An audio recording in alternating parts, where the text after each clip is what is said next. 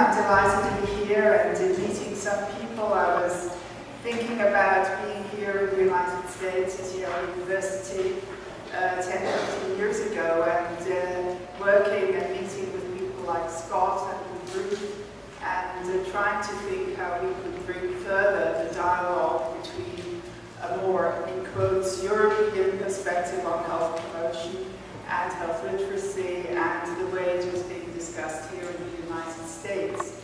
And when I left Yale to go back to Europe, it was one of my goals to actually strengthen health literacy in Europe and be able to actually have data to see whether the levels of health literacy in Europe were better or worse or the same as they were in the United States.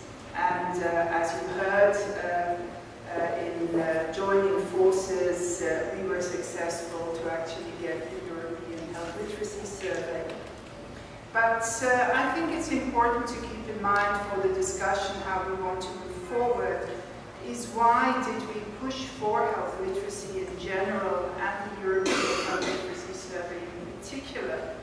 And it was because we wanted an outcome. We wanted an outcome measure at population health level that would indicate the composite impact of health promotion measures.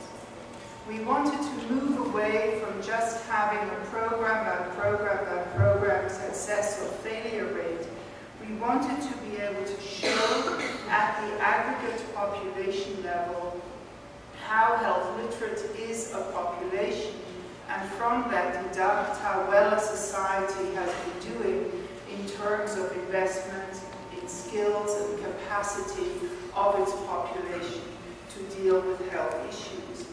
That is, I guess, the key point I want to bring across also for the future activities, is we wanted a composite, in a sense, political figure with which one could argue, with which one could talk to politicians, to other decision makers, and say, you know, these are the data, this is the evidence, what difference does it make?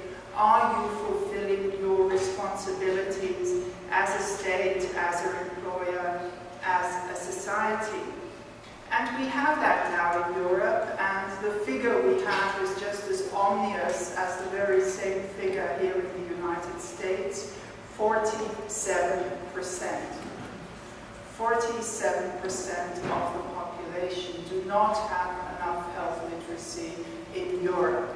And I guess from those ominous 47% here in the US, one would probably also say that that is the part of your population that has a low health literacy. And our goal, and partly we have achieved it, and Christine has alluded to it, is if you have such figures, you start to get attention.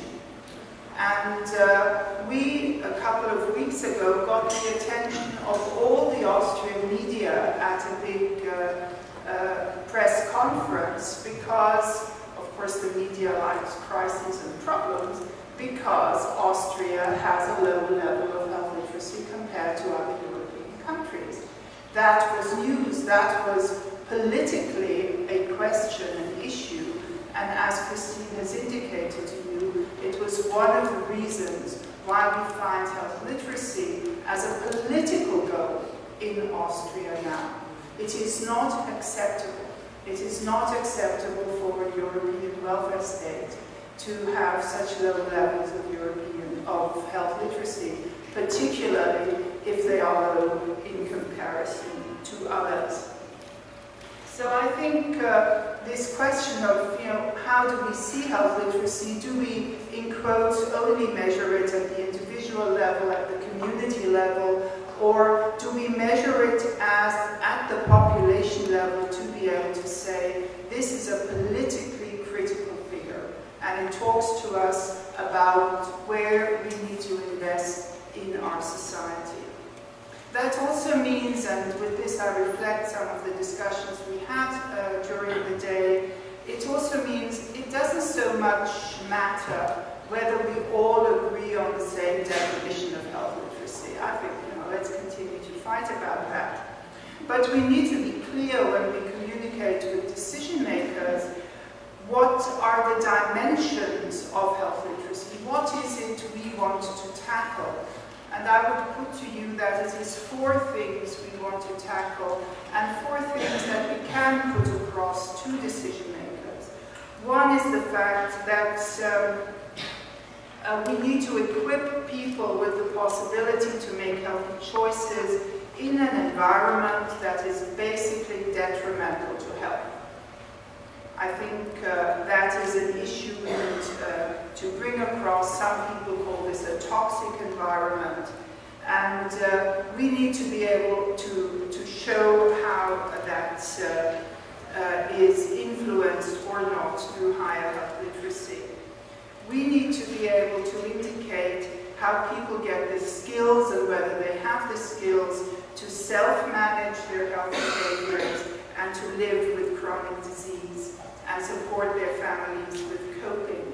That is, how can they be part of a co-production of health? And if we speak of people-centered health systems, that's what we're talking about. The third is, do we give them the skills to navigate increasingly complex healthcare systems also that are not only complex but intransparent and undemocratic. And again, do we do this, and we can measure whether we do it or not. And finally, the issue of, do we give people the skills to communicate with health professionals?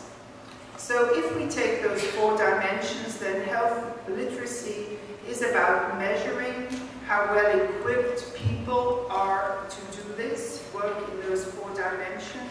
But it is, and I really, really want to underline that, and it takes up Rima's point that you made in the discussion earlier, are we as a society equipping people and supporting citizens in the pursuit of health?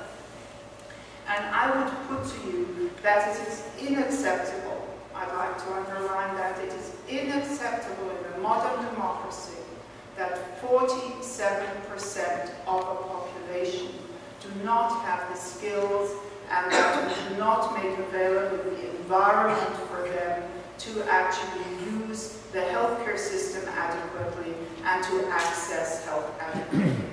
And that also means if we're looking at health literacy, we're not just looking at healthcare systems, we're looking at every single supermarket, we're looking at labeling, we're looking at all those factors, and we're looking at a range of determinants of health. We've said, there are social determinants of health, but we are looking at the political and the commercial determinants of health that actually refrain people from being able to access their citizens' rights and their patient rights. And I would put to you that health literacy is a debate about human rights, patients' rights, and citizens' rights. And we also have to frame it in that context if we want to build alliances. So health literacy, as some people have said, a determinant of health, an important one, and data seem to start indicating that, but also health literacy at the interface of other determinants of health. I'd like to use my last minute just to give you some indications where I think we should take the health literacy debate if it is a policy and a political debate. We have to integrate it into the key global debates. We heard about the decade of literacy, the NCD challenge, and particularly the MDG debate on MDG 15, and the inequality debate. Health literacy is inextricably linked to the debate on health inequality. Secondly, we really have to strengthen the link between adult literacy and health literacy, and if we build some kind of alliance, we have to target the OECD to move forward with strengthening the health literacy dimensions of the surveys that they conduct. Thirdly, and I was thrilled to hear it mentioned by one of the participants, we should begin an initiative with the World Economic Forum, possibly with the ITU and WHO, to actually move forward this whole movement of M-Health and health literacy in developing countries. Here I think we could continue with cross-national roundtables, particularly involving the BRICS and the African countries. And I think this is a policy and a political agenda. It's both policy and political.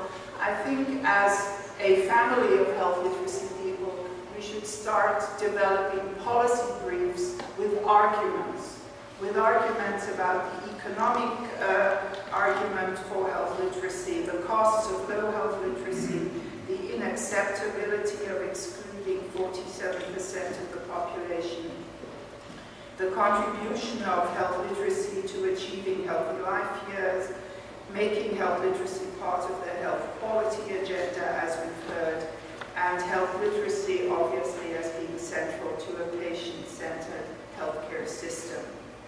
Finally, I'd like to say we need to address the health literacy of key decision makers. What's the health literacy of journalists? What's the health literacy of parliamentarians?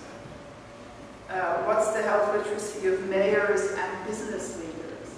And I think if we had a focused initiative of trying with such policy briefs to bring that forward in that way, I think it would be critical. And we really need to work with patients and citizens. I've heard very, very little today about how patients and citizens exchange health information with each other. We saw the Patients Like Me platform, etc. These things are expanding rapidly, and we should be supporting them and taking them forward. To end, I'd like to quote Sheena Iyengar here from Columbia University, who's written a fantastic book that I would urge all of you to read. It's called The Art of Choosing. And from that book, I'd like to leave you with a quote. She says, "We wish to see our lives as offering us choices and the potential for control, even in the most dismal of circumstances." I think with that she echoes what Amartya Sen says in Development and Freedom, and she says you need to have both. You need to have choice plus control. That's empowerment.